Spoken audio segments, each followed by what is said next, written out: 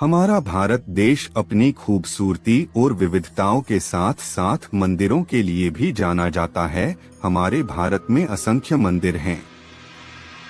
यह मंदिर खूबसूरती और धार्मिक आस्था का प्रतीक हैं। लोगों की धार्मिक भावनाएं इन मंदिरों से जुड़ी हुई हैं।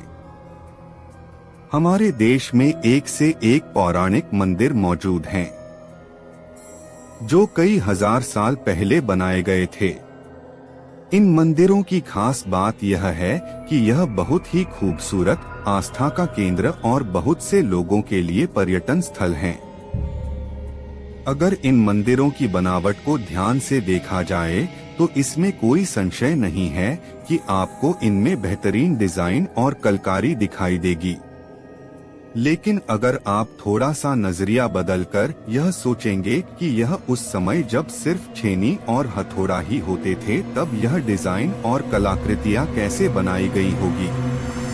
साथ ही कुछ मंदिरों में तो ऐसे डिजाइन हैं जो बिना आज की आधुनिक मशीनरी के बनाना असंभव है। यह बात थोड़ी रहस्यमयी भी हो जाती है कि उस समय जब सारा काम छेनी और हथौड़े से किया जाता था, तब इन्हें कैसे बनाया गया होगा। ऐसा भी नहीं है कि इन मंदिर की कलाकृतियों में थोड़ी भी गलती हो। सभी काम बिल्कुल सटीक तरीके से किया गया है, जो हर किसी के मन में एक रहस्य पैदा करता है। हम कुछ मंदिरों के उदाहरण लेकर आगे बढ़ते हैं। होयसलेश्वर मंदिर, जिसे हलेबीडु मंदिर भी कहा जाता है, 12वीं शताब्दी का हिंदू मंदिर है जो भगवान शिव को समर्पित है।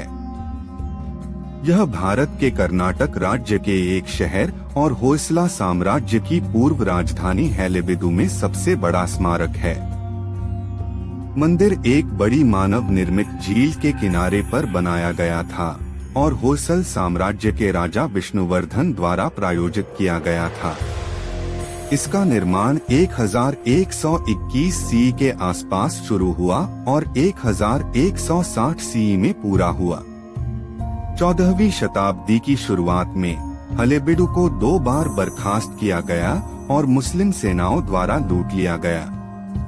इस मंदिर की वास्तुकला को अगर आप ध्यान से देखें तो आप यह नहीं कह पाएंगे कि यह काम सिर्फ छेनी और हथौड़े से किया गया होगा।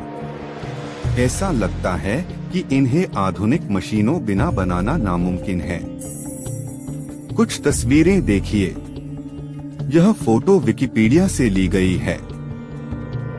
यह इस मंदिर में मौजूद नंदी की तस्वीर है।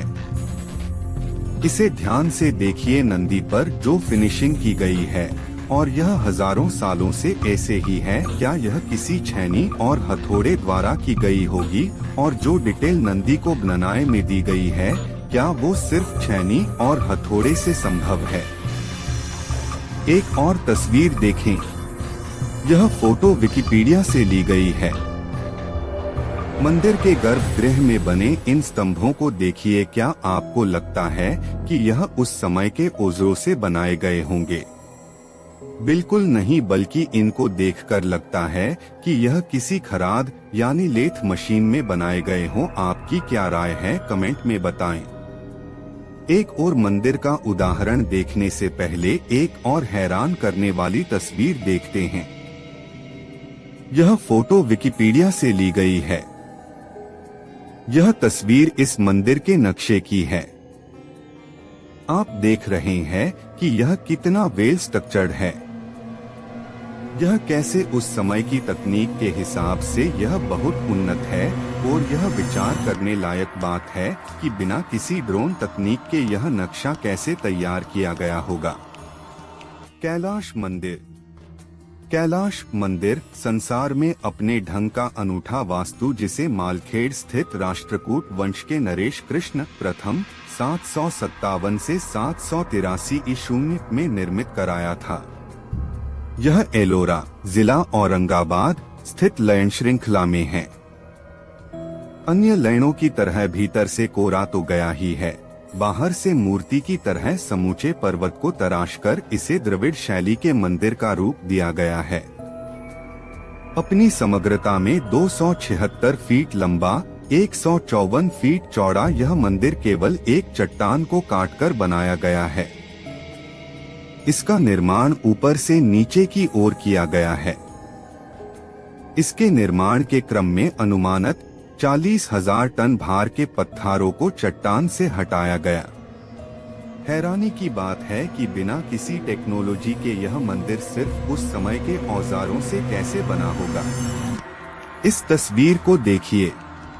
यह फोटो विकिपीडिया से ली गई है। इस स्तंभ की डिटेल और बनावट को देखकर क्या आपको लगता है कि यह उस समय के औजारों के उपयोग से बना होगा? इस मंदिर के ज्योमेट्रिकल शेप उस समय की तकनीक के हिसाब से बहुत ही उन्नत थी। यह तो सिर्फ 2 मंदिरों के उदाहरण है। बहुत से ऐसे मंदिर हैं जो बर्बाद हो गए या कर दिए गए और कुछ मंदिर मौजूद भी हैं। यह बात सोचने लायक है कि हमारे पूर्वजों के पास शायद कोई उन्नत तकनीक मौजूद रही होगी और हमें प्राप्त न हो सकी। इसका कारण शायद भारत में लूट करने आए मुगल और अंग्रेज रहे होंगे, क्योंकि इन्होंने ही हमारे देश की धार्मिक जगहों को नुकसान पहुंचाया था और शायद हमारी टेक्नोलॉजी अपने साथ लेकर खुद विकसित हुए और हम पिछड़े हुए रह गए। आपका इस पर क्या विचार है कि क्या हमारे पूर्वजों के पास कोई खास तकनीक थी? कृपया कमेंट में अपने विचार जरूर रखें।